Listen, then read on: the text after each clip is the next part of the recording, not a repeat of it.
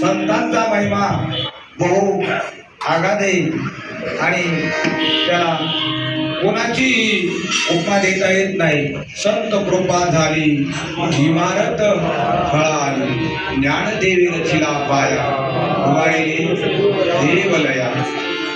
अहो, संतांची कृपा झाल्यावर काय मिळणार आहे महाराज? हा